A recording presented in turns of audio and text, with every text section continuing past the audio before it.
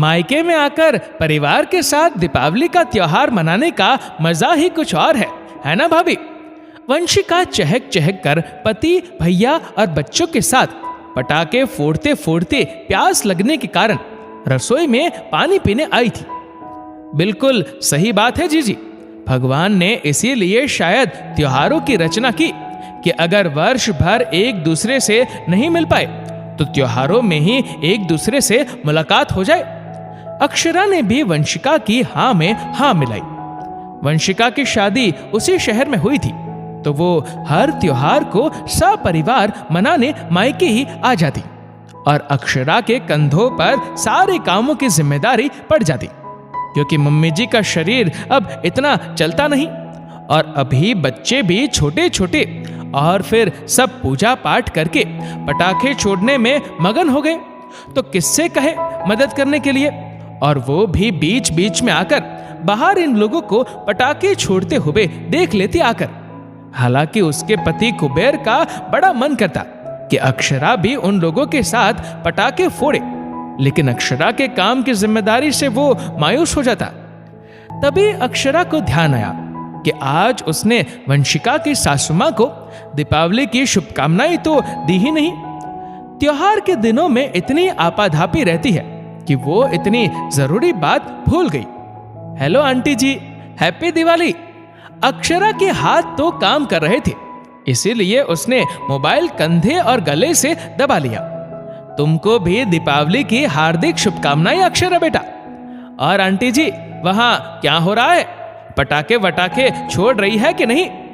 हो क्या रहा बेटा, चुपचाप बैठे हैं। वंशिका, रुपेश और बच्चे तो वहीं पर चले जाते हैं, लेकिन हमारा आंगन भरे त्योहार में सूना सूना हो जाता है। हम बूढ़ा बूढ़ी क्या पटाखे फोड़े।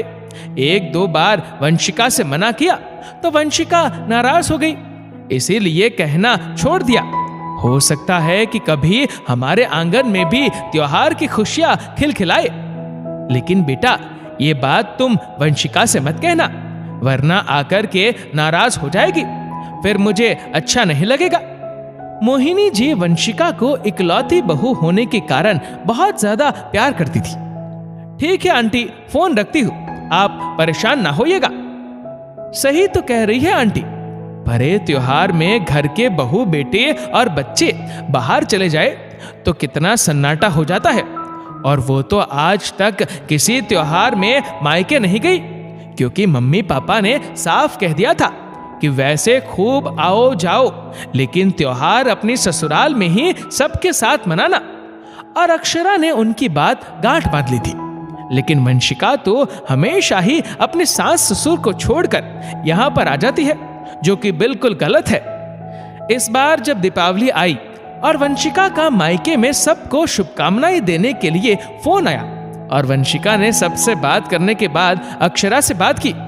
हैप्पी दिवाली भाभी, आपको भी दीपावली की हार्दिक शुभकामनाएं जीजी।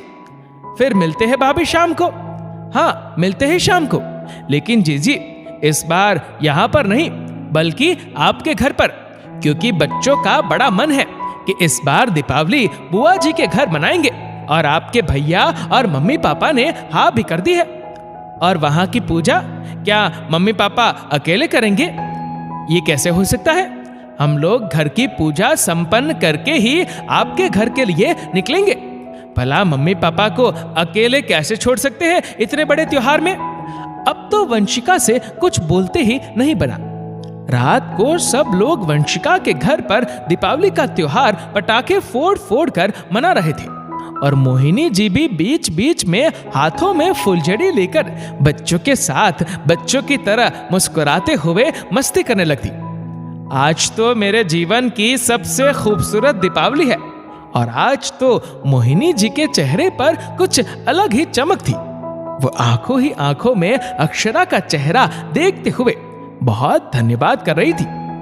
कितने खुश हो जाते हैं हमारे बुजुर्ग हमारे द्वारा एक छोटी सी खुशी मिल जाने पर। अफसोस कि हम लोग उनकी छोटी छोटी सी खुशियों के बारे में बिल्कुल भी नहीं सोचना चाहते।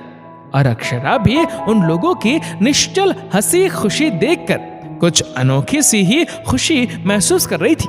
दोस्तों, इस वीडियो को लेकर आपकी क्या राय है नीचे कमेंट करके जरूर बताएगा। और अगर आपको वीडियो अच्छा लगा हो तो इस वीडियो को लाइक करेगा, शेयर करेगा ज़्यादा से ज़्यादा लोगों तक। और ऐसे ही और भी इंस्पिरेशनल वीडियोस के लिए सब्सक्राइब करें हमारे यूट्यूब चैनल को और फेसबुक पर फॉलो करें हमारे पेज को। धन्यवाद।